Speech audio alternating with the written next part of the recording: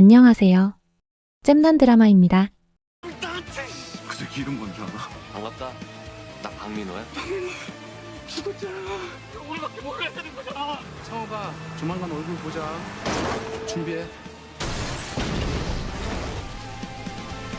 지난주 모범택시 재미있게 보셨나요?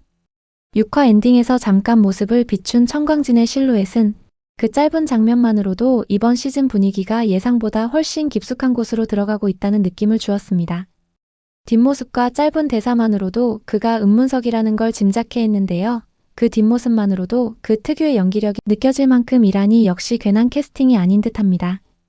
과연 청광진 그가 어떤 인물인지, 그리고 15년 전 박민호 사건과 어떤 방향으로 어떤 관계로 이어지게 될지가 자연스럽게 궁금해지는 회차였습니다. 지난 회차에서는 장 대표가 무지개 운수를 시작하게 된 결정적인 이유가 드러났고, 아들의 억울함을 풀어주고 싶은 아버지 박동수가 잊어버렸던 기억의 조각을 되찾으면서 오랫동안 멈춰있던 사건이 다시 움직이기 시작했습니다. 작은 실마리들이 이어지기 시작한 만큼 이번 7화가 단순한 사건 해결을 넘어 시즌 전체의 흐름을 바꾸는 분기점이 될 가능성이 충분해 보입니다. 진광대 리베로 정현태라고 합니다. 저 실행자도 우리 편으로 만들죠.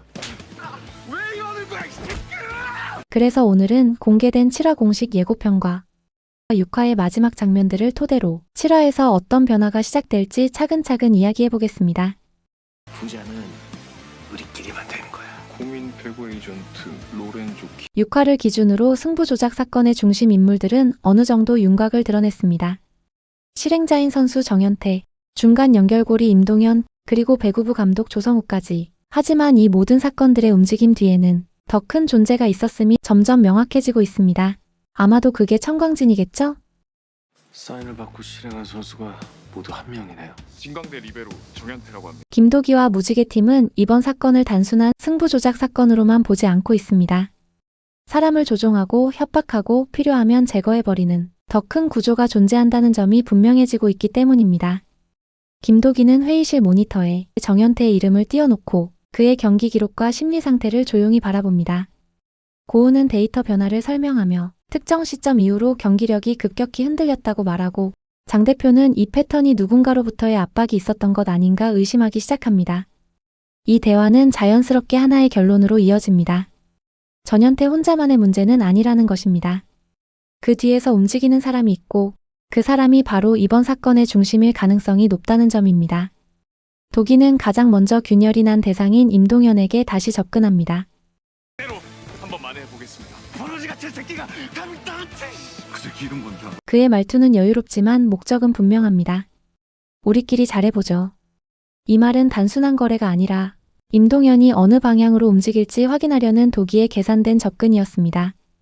임동현은 이미 조성욱과의 관계에서 금전적 의존, 협박, 심리적 억압까지 다양한 형태로 묵혀 있었기 때문에 배신이라는 선택이 오히려 그의 생존에 가까워지는 상황이 되어가고 있습니다. 역시나 그걸 놓치지 않고 김도기는 이 점을 정확히 파고듭니다. 나 박민호야. 죽었잖아. 우리밖에 몰라야 되는 거잖아. 상호가 조만간 얼굴 보자. 흔들리는 조성욱과 점점 드러나는 진실들. 조성욱은 예상보다 훨씬 빨리 무너지고 있습니다.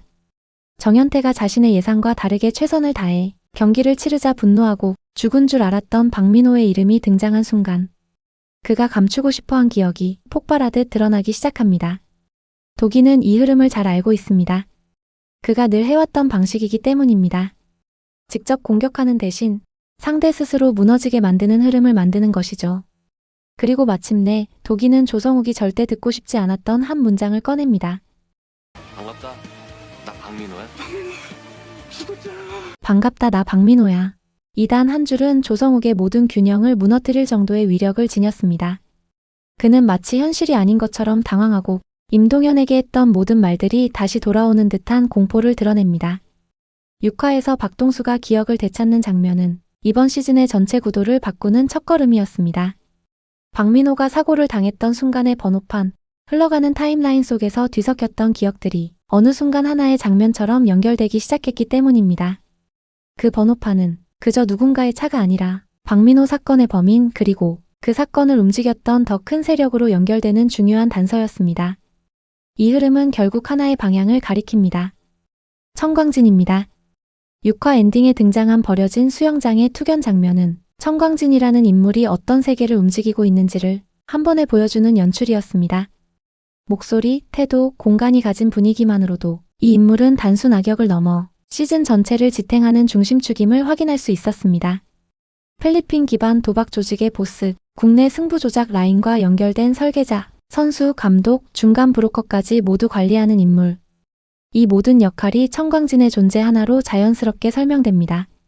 7화는 크게 3가지 변화가 일어날 것으로 보입니다. 첫째, 정현태의 이탈로 승부 조작 체계가 흔들리기 시작합니다. 둘째, 임동현은 완전히 도기의 손으로 넘어옵니다. 셋째, 조성욱은 박민호라는 단어만으로도 붕괴가 시작됩니다.